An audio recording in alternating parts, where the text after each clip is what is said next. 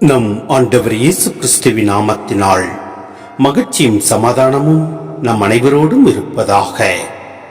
1 யோவான் 5:1-12 முடிய.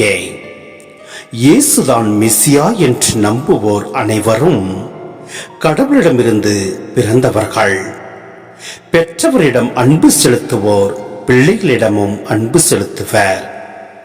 நாம் கடவுள் மீது அன்பு கொண்டு அவர் கட்டளைகளை கடைபிடிக்கும் போது கடவுளின் பிள்ளைகள் மீதும் அன்பு கொள்கிறோம் என்பது நமக்கு தெரிய வரும்.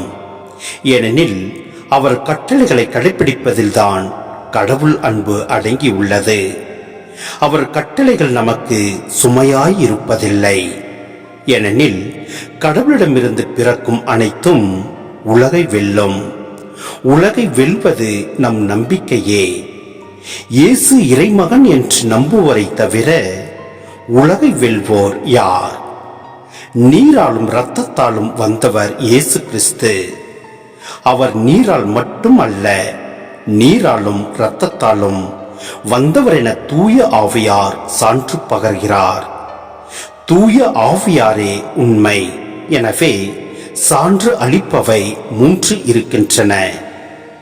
தூய ஆவியும் நீரும் இரத்தமுமே அவை. இம்மூன்றும் ஒரே நோக்கம் கொண்டவை. மனிதர் தரும் சான்றை நாம் ஏற்றுக்கொள்கிறோமே, கடவுள் தரும் சான்று அதைவிட மேலானது அன்றோ? கடவுள் தம் மகனுக்கு சான்று பகர்ந்துள்ளார்.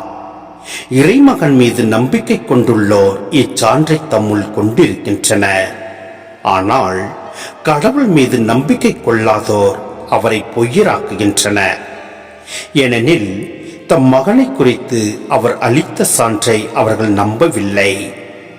கடவுள் நமக்கு நிலை வாழ்வை அளித்துள்ளார். இந்த வாழ்வு அவர் மகனிடம் இருக்கிறது. இதுவே அச்சான்று.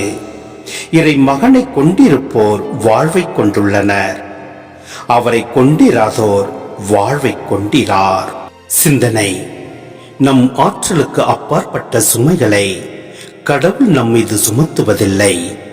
அவர் சுமைகளை தந்து அவற்றை தாங்கும் சக்தியையும் தருகிறார். கட்டளைகளை தந்து அவற்றை நிறைவேற்றும் வல்லமையையும் கொடுக்கிறார். நம் அருகிலிருந்து நமக்கு துணை புரிகிறார். ஆனால் மனிதர்கள் கடவுள் தந்த வாழ்வு தரும் சட்டங்களை பெரும் சுமைகள் ஆக்கி விடுகிறார்கள்.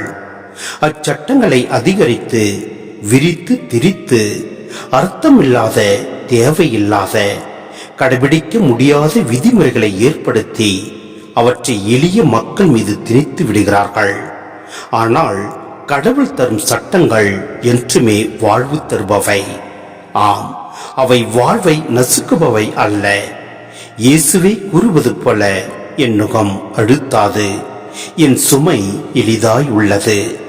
மேலும் இங்கு தண்ணீர் திருமுழுக்கை குறிக்கிறது, இரத்தம் இறப்பை குறிக்கிறது.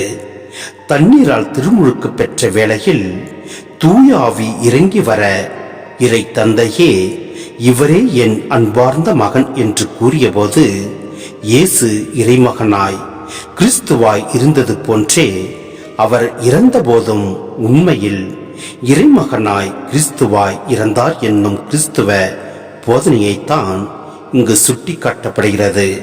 அவர் நீரினால் மட்டுமல்ல, இரத்தத்தாலும் வந்தவர் என இங்கு அழுத்தமாக கூறப்படுகிறது. எனவே நம் ஆண்டவர் மீது முழு விசுவாசம் வைப்போம். அவரில் நம்பிக்கை வைத்து நாம் செயல்படுகின்ற போது நம்மை நிறைவாய் ஆசீர்வதிப்பார். ஆமேன்.